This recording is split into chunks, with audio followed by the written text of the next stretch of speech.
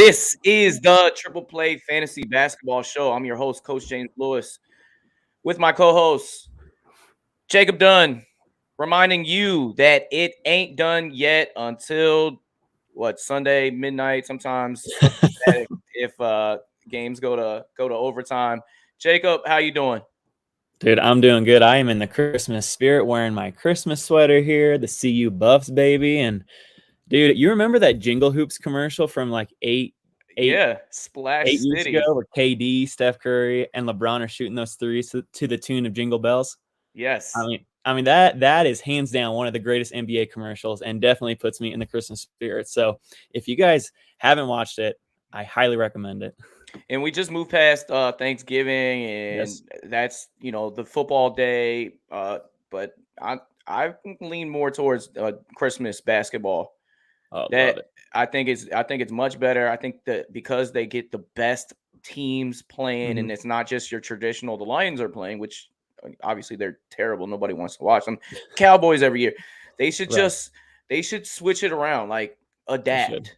It's like they don't need to stick by the book forever. Like, let's go NFL, like get hip. So I got my I agree. Christmas LeBron jersey in the background, and he plays every Christmas. He's the I don't know. This is a fun little tidbit, but he has got more points on Christmas Day than anyone else Okay. because he comes in there every year. Santa James. Yeah, Love you're it. not.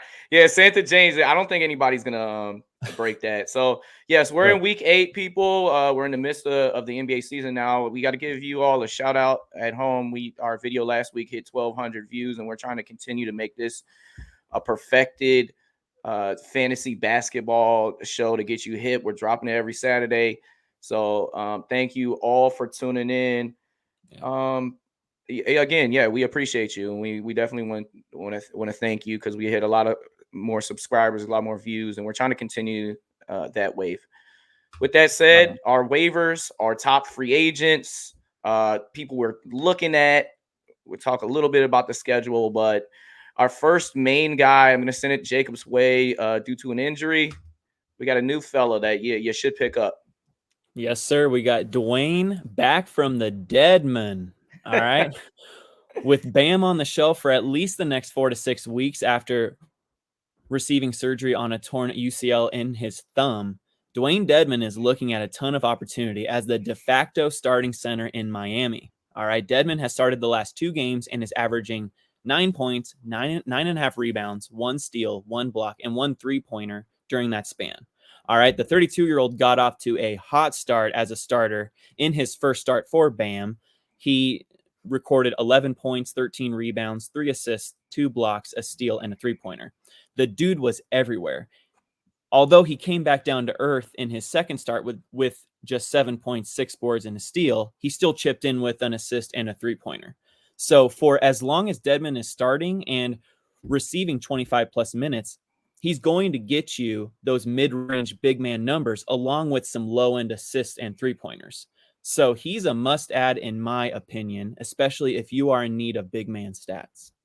Absolutely, and he's going to get the minutes. They just don't have a Precious Achua in the background anymore. Like Right. they were heavily on Bam playing every single game, and he's been durable his entire career. So it's kind of a fluke injury, but a guy that this is an upgrade of Joel Anthony. If you remember him back in the day, he looks a little bit like Love him on the Joel. court, but this guy's better. The fact that he hit a 3 here, so you see he's 49% rosters, 48% last week. So people are getting hit because Bam went down. Now, my guy for the week that needs to be rostered, he's 69% roster. That's an uptick of 39% this last week. That's Alec Burks of the New York Knicks. He is shooting guard, small forward eligible. In the last week, he was averaging 21 points, 6 rebounds, 4 assists on only 40% shooting. He's got 3-pointers a game in this time. He gets you steals. Past couple games, he had a 25, 5, and 4 with 4 threes line. Yep. He had a 23, 7 rebounds, 3 assists, 2 steals. I mean, he's played 39 minutes in the last 3 games.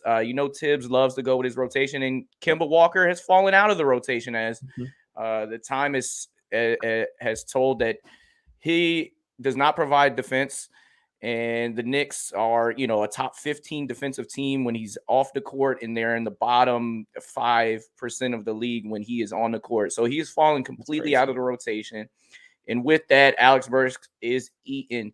And we seen him get hot at the beginning of last year when scoring 20 plus, and he hits you 3 steals. He is a must own right now. And to me, the biggest pickup of the week. And so we mentioned 2 guys that are must owns. A guy that is also benefiting from Kemba going out of the rotation. Baltimore's finest, Immanuel Quickley, in his second year out of the University of Kentucky. This guy was second team rookie last year. And last week, he's averaging 12 points, 4 rebounds, 4 assists. That's already good enough for you to own. 2 threes on only 35% shooting. So you're going to see him with more comfortable minutes, with more belief. I'll see that field goal percentage going up in a steal. So in his last couple games, he had 15 points, 3 rebounds, 3 assists, 3 3-pointers made, and 2 steals. And then prior to that, against Brooklyn, he had 12 points, 7 rebounds. So he rebounds well for a point guard, and he's had 38 minutes in the last 2 games. So again, Tibbs playing his guys. And for fantasy owners, we love that. So those 2 guys. Anything that you want to add in particular on Burks and Quickley before we move on to the Memphis backcourt of guys that you should own? Love Burks. Like you said, he should be rostered everywhere. Quickley actually drew the start last Thursday for RJ Barrett, but Barrett is expected back soon. It is a non-COVID illness. But like you said, Tibbs loves Quickley, and Quickley is going to get that playing time. So ride that hot hand. And he plays well with Derrick Rose. Yeah. He can play with Burks. He can play with Barrett. So although he's only point guard eligible right now, you should see that change as he's starting to get a lot more run here. And other players benefiting from injuries. I'm going to send it over to Jacob for his guy, the new starting point guard for the Grizzlies. Let's go. Tyus Jones. All right. Jones has started the last 3 games for the injured Ja Morant, who is expected to miss the next, 6 weeks or so at least. Like, we are just not sure. So Tyus Jones needs to be rostered everywhere. And over the past 3 games, Tyus Jones is averaging 6.7 points, 7.7 assists, 4 rebounds, and 1.7 steals. Sorry. So I've said this a few times, but assists are hard to come by. So when a savvy veteran point guard like Tyus Jones is starting, he needs to be universally rostered. He may not score a ton, but the assists and steals are Tyus's bread and butter. Yes. All right. Add Jones if you need dimes and swipes. Absolutely. And his assist to turnover ratio has always been in the top 5 of the NBA. And if he's going to give you 8 assists a game, which he is going to give you while he's starting, and the fact that he steals so many many balls, he's a must own. Yeah, he's not going to get you the points that you would like from a guard, but it reminds me a little bit of TJ McConnell when he's in a starting position, and when like that. he's getting minutes supreme, and he's going to get these 10, 6, 9 and 2 steals against OKC, and that that classic blowout. Oh man, the biggest blowout in NBA history. It's incredible. Without Ja. Without Ja. Yeah, without their best player. Yeah. Right. A guy that I'm looking at for Memphis, somebody that we've told you to add before this season, somebody we told you to drop before this season. He's back on the ad list. A point guard, shooting guard eligible, DeAnthony Melton.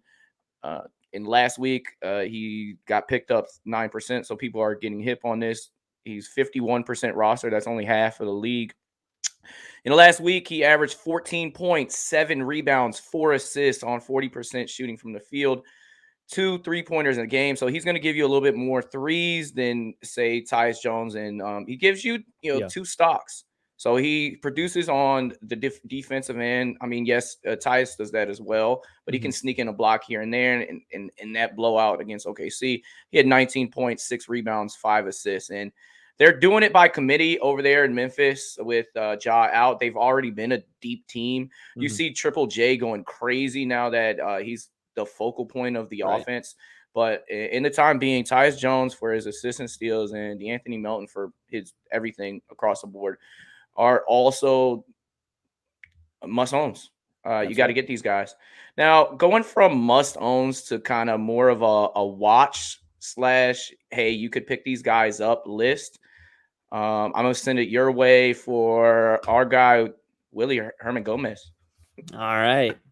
Formerly known as Willie Hernangomez, you were talking about, Coach, that he doesn't want to go by Willie anymore, but we're still going to call him Willie because we like it. Guillermo is how you say it, and he's the new Wow. Spanish starting center over there now that the Gasol brothers are gone. And we saw in the Olympics that they actually look really good with him running up and down the court with him, and his brother plays too. So it's funny you go from 2 Gasols to 2 Hernangomez's. That's right. Yeah. So Hernangomez has officially stolen the backup center job away from Jackson Hayes in New Orleans. All right. If you know Hernangomez, he's always been a per minute monster. All right. And in his 4 games as the backup center, Hernangomez averaged 13.8 points, 8.5 rebounds, 3 assists, and 1 steal while shooting 70% from the field. All right. His production dipped over his next 2 games where he only averaged 6.5 points and 5.5 rebounds. But, he went off last Friday to the tune of 12 points, 14 rebounds, 3 assists, and a block. All right. So the big man from Spain might be a little bit inconsistent, but as long as he's hovering around 20 minutes per game and you need cheap boards and fire field goal percentage, I would give Hernangomez a long look. At least watch him in shallow leagues. Absolutely. And if Valanciunas goes down at all, he's going to be going crazy. Imagine him getting 30 minutes. I mean, his per 30. He'd average 15 boards. Yes. And I was watching this Washington game. He completely dominated us. It was a blowout, which Washington hasn't been in many times this season. It seems like all their games come down to the wire. But he had 5 stocks, and that's something that he usually doesn't produce. Right. But he goes off when he gets minutes and he gets time. He definitely goes off. So he's definitely a guy to watch. Somebody else to watch. A lot of people haven't heard of this guy, but the backup point guard over there in Miami, who's benefited from some injuries. Jimmy Butler seems like every week he misses a game or 2 with a different type of injury. This guy's only 4% rostered. He's somebody you should watch. In the last week, he averaged 14 points a game, 3.3 threes a game, a steal. Against Chicago, he had 20 points, 2 rebounds, 5 assists on 4 3-pointers made. And he's had 28 minutes the last 4 games. So with that faith, he could be a DFS champ that nobody's going to spend money by cost. He won't cost too much. Gabe Vincent, who's playing for the Nigerian national team, is somebody that is a guy to look at. And another guy, Malik Monk, is getting hot, people. He had 1 game in the last 4 games where he had 0 or 2 points, but outside of that, he had at least 17, and he's had 20 plus in 3 of those games. He's 15% rostered. He's point guard and shooting guard eligible. And we always say when shooters are hot and when they're shooting, you got to scoop them up. He's definitely a scoop up eligible player for this week. Last week, we wouldn't recommend it because the Lakers only played 2 games, but you'll see them play 4 this week. He averaged 15 points in the last week, 3.3 rebounds, 3 assists, 47%. That means that, I'm shooting well on 3.3 threes a game. So Malik Monk is a guy. That's right. And lastly, a DFS champ. If Cat ever misses a game, Naz Reid needs to be played. I love his offensive ability ever since high school. McDonald's All-American. His first year in LSU, he was unguardable. I don't know why he didn't go drafted. He's so fluent. He can dribble the ball. He can really shoot it. But with the game that Cat did not play, he had 19 points, 7 rebounds on 3 3-pointers made. His per 36 minutes average, check this out, 21 points, 8.5 rebounds. So you would hope he got a little bit more of that, but he produces on defense, 1.3 steals and 2.5 blocks. So if Cat ever misses a game, you need to grab Naz Reid, especially for the day. And Cat does have a tailbone injury, but he came close to playing last game and was a late scratch, but Naz is definitely someone that you should keep your eye on just in case Towns misses more games. So I love that call. All right. And our safety belt, guys that are, you don't know who to pick up. So maybe you had an injury. Our boy, the Oh guy yeah. that's been featured on more episodes than any on our fantasy show, and that's Monte Morris. I'm gonna let Jacob take the lead on this one. Monte Morris has been coming on over the past 5 games at least. I mean, like he's scored double digits over the past 5 games, and he's adding those assists. All right. So he's getting you low end rebounds. He's getting you those solid assists while averaging somewhere around 15 to 18 points per game. And his usage is bumping up ever since Michael Porter Jr. went down with a back injury. And Michael Porter Jr., it's so sad to say, but you guys have to drop him because he just got back surgery. All right. And he's been struggling with these back injuries since he was at Mizzou. All right. So I don't see him returning at all this year, which means that Monte Morris is going to get a bump in usage.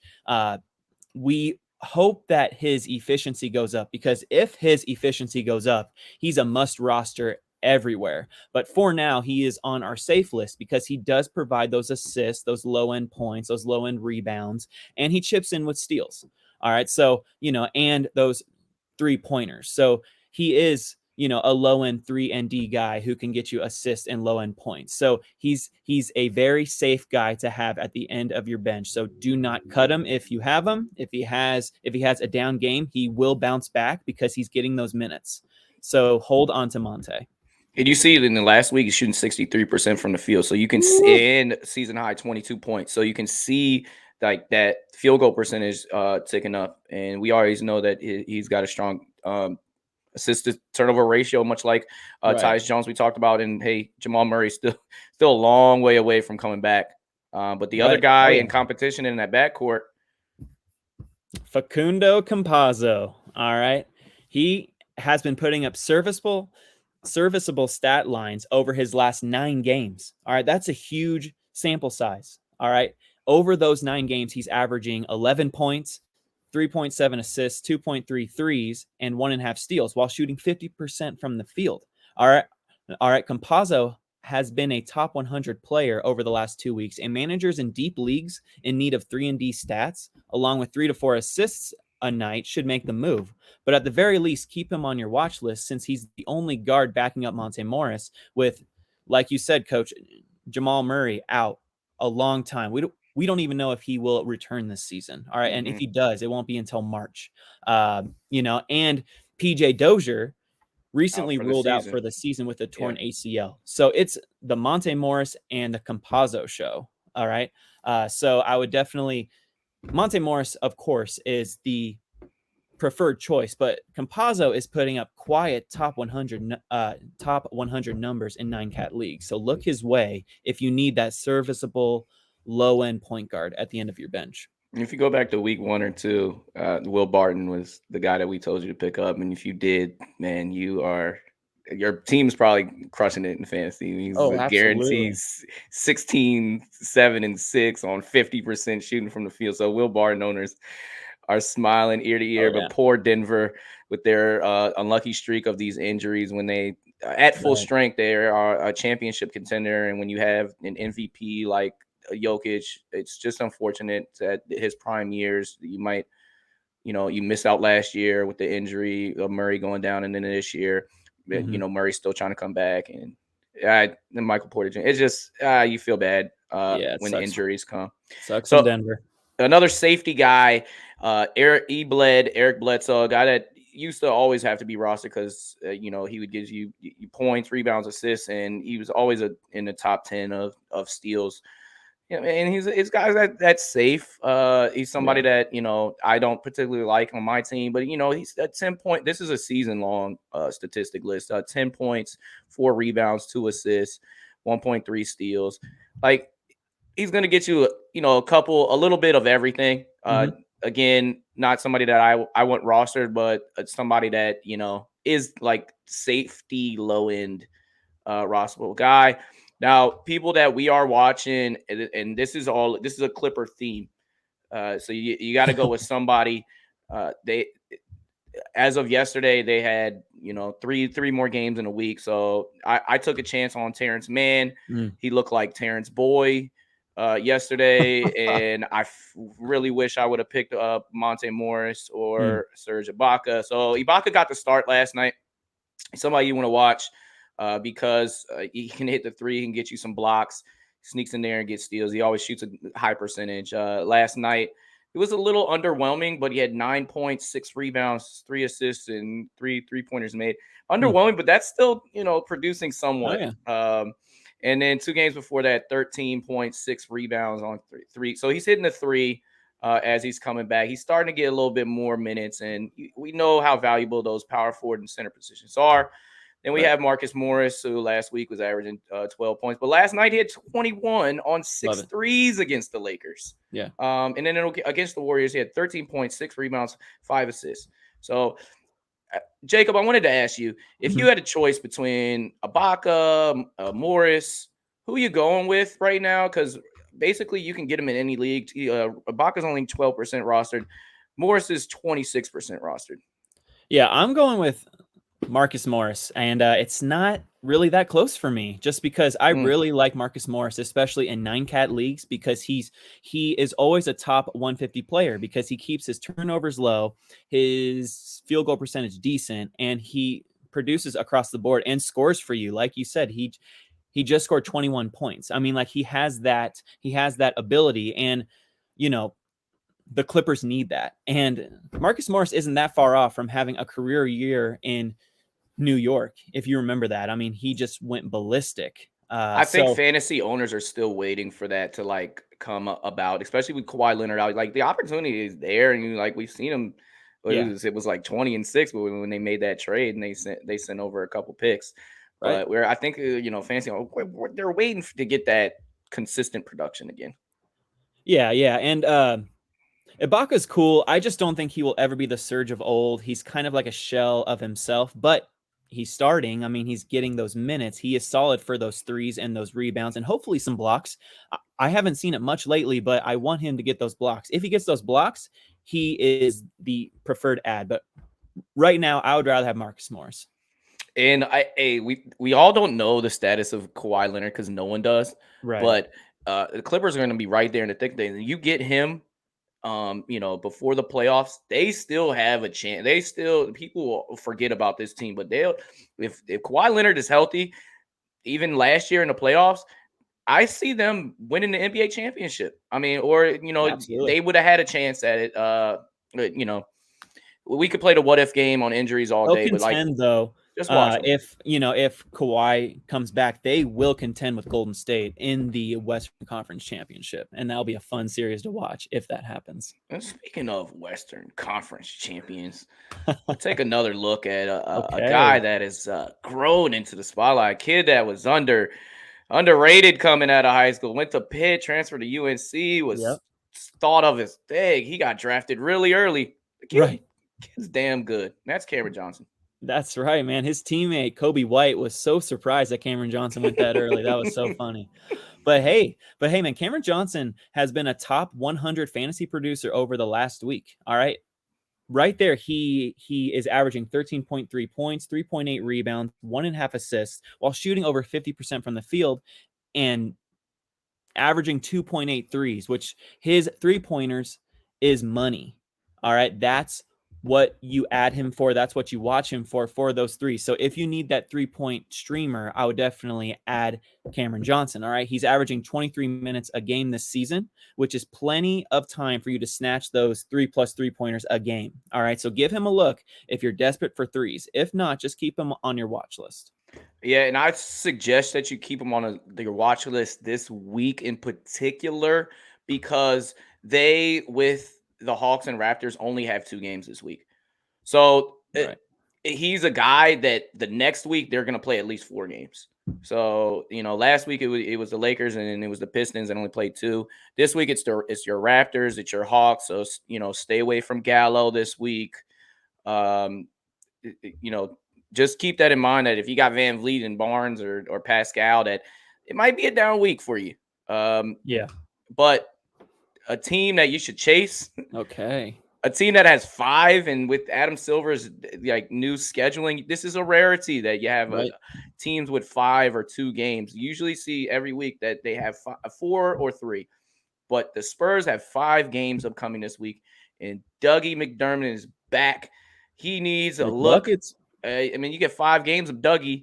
That's a lot better than 2 games of Cameron Johnson, even if Cameron Johnson's going to produce better. Lonnie Walker, the fourth, is somebody else that comes in mind. Who knows if Jakob Poeltl is coming back anytime soon? I think he's he is doing on things. the verge. He's there. He's there. Yeah, man. I mean, last game he just got 14 points, 9 boards, and 4 blocks. So he's doing his blocking thing. So if Jakob Poeltl is somehow available in your league, pick him up. With 5 games, you could win your league in blocks. Holy moly! So win your matchup at least. Win your matchup, and that's what we're trying to do. And that's all we have here this week on our fantasy basketball preview week 8. Again, thanks to Fantasy Points and everyone here at Triple Play Fantasy for everything you do. Until next week, appreciate the love. Like, subscribe, comment, and we will comment back.